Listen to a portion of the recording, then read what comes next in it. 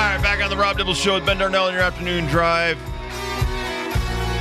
Nick Federico's on the video. Kirk Kaplan's on the ones and twos. Right. Rob and Ben with you until 6, and then it's the Coach Mora show takes over the airwaves. So let's go over what we had this weekend. Right now, time for Who We Had. That's right, boys and girls. We let you know where we were right, where we were wrong after we made our picks on Friday. I think I should get the loser award of the weekend. Kurt, I'm kind of mad at you. I'll let you know why.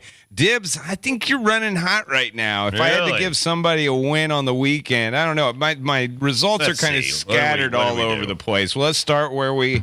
I think I picked Maryland and the hot dogs. Well, right? Both you guys. UConn plus 20.5. Dibs and Kurt dumped the points to my dismay. I looked at you with the mouth wide open, and you were shocked. I was shocked you guys went that way. Shocked, God. Yes, applause to you, I guess, that you both were right that UConn was going to be not only bad, but really bad. We hope for the best. I'm not going to say who said this to me, but I think this was the best comment on the game on Saturday, and this was said to me at halftime. I wasn't expecting much, and I'm still disappointed. Nailed it. I know who said it. Nailed it. And he was right. He was right. He was right. Yeah, because, listen, we have so much invested in it, and it's not just work. I mean, listen, my wife's a UConn grad, her dad, my sister. I love these kids, too. I do. And I love the program. I want the program to be successful. Big and it's Victor like, Rosa fan. You know, I think the fan base is hungry and want to support it. It's just like Coach Moore keeps saying, you got to win some games. You got to win some games. And you know, until that happens, it's going to be tough to believe. I kept thinking of the Who song, "Won't Get Fooled Again." Like, you two were right. I was wrong. I was fooled again. No, you weren't. You wanted them to start out being in the game. I still have hope. Being competitive and being in the game was like, but last year Moore said this great. He's amazing at being well-spoken on this stuff. He said, I don't want moral victories. I want victories. Moral victories mean nothing to us, and that's the way it should be to him. But to us on the outside looking in, you're like, hey, if this was like 50-31, that would have been a great showing. Got to beat Merrimack, man. Got to beat Merrimack. Must win. Must win. Moving along. Okay, next game. Moving along. Georgia minus 11.5 against Old Clemmy. It was Kurt who had faith in the Tigers. Dibs and I dumped them points and took them dogs. And Dibs right again on college football. No faith in Dabo and them boys. I thought a guy named Beck should be a loser, like the song. No. Carson Beck might be your Heisman Trophy winner at the end of the year. I just saw this whole thing on Georgia where they love Kirby Smart. The players will do. Listen, it's not like they don't like Dabo Swinney, but he's a stickler for little things. The way your socks look, the way your shirt tucked in, even in practice, he's walking around and he's airing out his coaches. What, you don't see that guy's shirt's untucked? And that's a coaching thing. So as that trickles down to the coaching staff, the players, and so the players were asked point blank, well, what do you think of the way he coaches? We love the way he coaches. What about the little things, man? He's a stickler for the little thing. We love that. Getting to class early, making sure you're at practice early, all of that stuff. It's going to make us not just better, and this is what I love because Dan Hurley says this, Gino says this. It's not going to make us better players. It's going to make us better humans. Well, they got it going on right now, man. They do. They got it going on. Notre Dame at A&M. A&M was giving up 3.5. This is where Dibs and myself finally fall to Curdy. A&M had that game. Kurt took Notre Dame on this one. A&M, man, you just couldn't put it in the end zone. At home, but I'll tell you what a gorgeous place. Yeah, College Station. It's so spoiled. 102,000 people. Got everything going on, and then you lay an egg. Going to be a long year for all these SEC teams that aren't going to be in the mix. But I can't say that. Notre Dame's going to be good, man. Notre Dame's a better Notre Dame team than the last couple They love their years. coach. Team. Young guy. Very young guy. He looks like he could be on the field playing. And from my recollection, like this guy recruited everybody that's on the team. Like Freeman? even before he was the head coach, that he was the recruiting coordinator. So yeah, the personal relationships he has with his roster is These are his impeccable. kids. USC at LSU. LSU was dumping 4 points, and USC wins outright. It was trying to find it. Oh, this is the bad one. Hate to break it to you, fellas. We all took LSU. So what are we now? Like 12 and 8? 15, 8, and 1 That's not on bad. the year. And I was talking to Nick Federico in the studio during the break, and I noticed that. I was like, oh, gosh, it's football season. This is where the consensus pick goes awry during football season. When we all agree on things, go the other way in football season. Right, Kurt? Bet against us. Yeah, bet against against us in us football season. starting now. So Do it. those who listen to Who You Got every single week, just know that little tidbit as we all went with Man, LSU. why do we even believe in Brian Kelly, though? Brian Kelly's he stinks. I just love that roster. Like, they're still going to be good. They've got talent all over the place. They're so fast. I love the way they play offense. Now, a couple of 4th and 3s in the red zone that didn't go his way.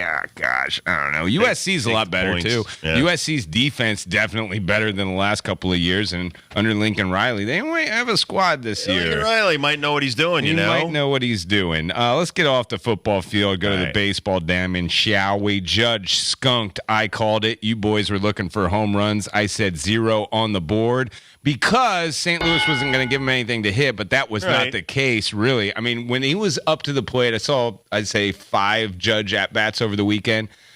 Yeah, they were giving him some dirt balls, some stuff outside, but he had a couple of bases loaded situations that, it's a home run still. Like, I'm asking for the world from this guy. Right. I mean, there's nowhere to put him. You have to come into the zone to Why pitch did you to hit a him. home run? But there was some bad baseball being played by the Yankees, and a great stat that I have for the show, What? and we could get more into it in the Daily Pickle. Last 67 games, Yankees are 30 and 37. So, yes, Nestor Cortez was going, oh, yeah, but we're still in first place. Yeah, but you're not playing great baseball, and this is where you want to start playing great baseball, meaningful games going into the postseason. Half a game lead over Baltimore as we sit today. You're just lucky Baltimore's been hitting the skids lately. I want to see this guy hit home runs. I'm sad that I was right about this, but he's still locked at 51. He's got the month of September to get 12 more to break his own record. And we'll see how Judgers does this I don't know. week. Shohei's the guy right now, though. Stealing all the bases, kind of getting that out of the way early so he can concentrate on trying to go deep. He is the guy Up to right 46 in stolen bases now. now. Hits whenever he wants to, too. He's got a green light. He doesn't look for a sign. He's got a green light. He's Right. always on. They And want him to do that. he should, because his jump is one of the best in the game. I love watching him steal because he's got the best jump. He puts his head down, does not look anywhere else other than his point of sliding. His slide, feet first, one of the best in the game. Like, count it. You do not have much time to throw down there and try to pick him. That's the other great thing about his line is this caught stealing is somewhere around. He's got 46. I think he's got caught stealing 4 or 5 times. Like, that percentage. Has gotten better. Oh, my He was gosh. bad last year. Right. But Now, again, bigger bases. Bigger bases, but the disengagements helps him, but he's still having to do the running. He's still having to do the sliding. Sliding beats you up. People don't realize sliding hurts. Trust me, I've been nursing this stupid leg for a week. Sliding hurts whether you're sliding head first or feet first. You're either going to bruise your hip and your butt, or you're going to, hit your chest or whatever, and you could possibly hurt your arms. A lot of different things can happen. So for him to be out there doing what he's doing, but the argument is now designated hitter versus a guy who plays both ways for the MVP race. You got Trey Turner's having a great year. Osuna's having a great year. Arise having another good year. Marte having a good year. A lot of people are arguing that he's just DHing. So that will last month of the season, especially him playing in an all-star lineup, who is the actual MVP, I think it's going to be hard to take it away from Shohei. On the basketball court for Who You Got, Sky versus Fever over the weekend. Dibbs and I rolled with Caitlin Clark. It was Kurt who took Angel Reese and them girls from the Sky. Fever 100, Sky 81. Fever trumps Sky, and Dibs is Had the flavor for the fever. You were red hot in your WNBA picks this year. Yes, a huge fourth quarter and just really good offense there. And Caitlin Clark took another cheap shot. That was flagrant foul. It was awful. Get used to it. No reason for that. Shenanigans. The thing I'd complain if I was Caitlin Clark is, girls, I'd have a lot more assists on my records if we'd make some layups. A lot of missed layups in that game, especially from the Fever. Yeah. They've been playing great, though. Honestly, you'd have to watch out for them. And with what Caitlin Clark's building, obviously we know before she came into the league that everybody's going there.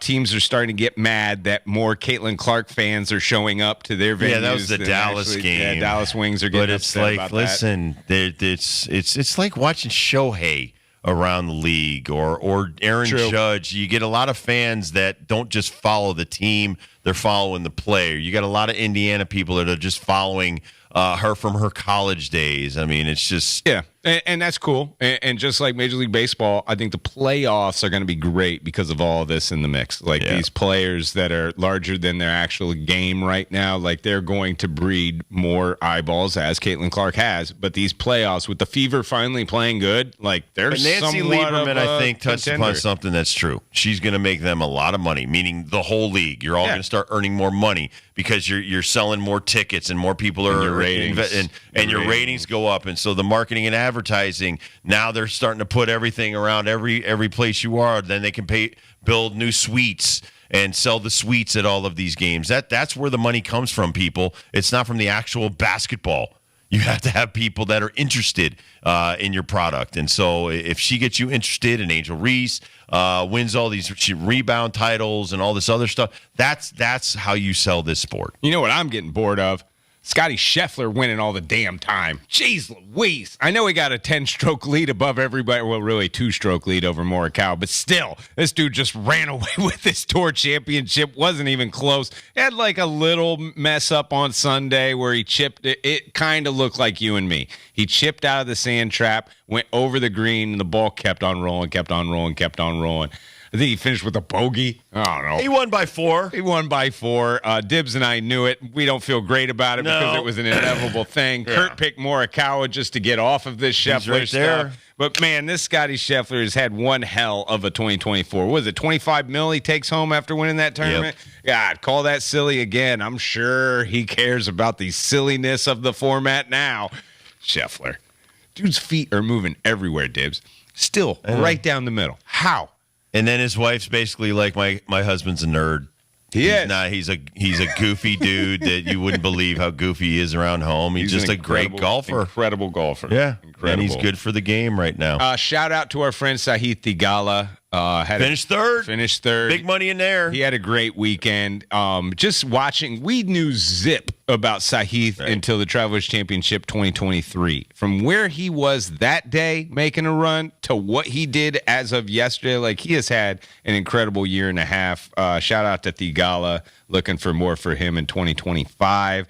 And then last but not least, hot dogs, boys. Dibs, once again. I'm mad at Kurt as I went with you because you're good on the obscure. You have no clue what you're doing right now in the World Food Eating Association. You should be better, Kurt. Kobayashi. I honestly thought watching the highlights of this event that the water is a distraction. And this guy loves just shoving hot dogs in the buns in his mouth. Chestnut dominated. 83. It's a new record. He beats his old record. What did he even? I don't even know what Kobayashi got. Doesn't matter. I don't think he hit 70. But I guess he looked over at Kobayashi, and halfway through, about 5 minutes in, Kobayashi looked like he was going to throw up. Wow. And he just started eating faster, and that's why he was able to get to 83 because he knew I have it won. Now I'm kind of going for something else. Then the guy puts on a show. He's a showman. Other than you going with us and LSU and the show being wrong, you missing how many home runs Judge would hit, you nailed the football, sir. There is not a game that you missed besides the LSU one that we all went with, and you are hot on your WNBA. Plus, and I won the obscure from Kurt. And you should have been betting on Scotty Scheffler every single week since January 1st. You would have had a lot more money. Hopefully it's like that next year. All right, we'll take a quick break. We'll come back to the first dibs question of the break day, and then Tim Brando joins us top of next hour so we can talk some college football. What did he see? What did he see from Florida State, LSU? He's right there in the mix in the Bayou down there in LSU, and of course people love listening to Tim Brando, and I guess he was dancing away over the weekend. Everybody's all happy, so he is one of the best, and we'll be right back.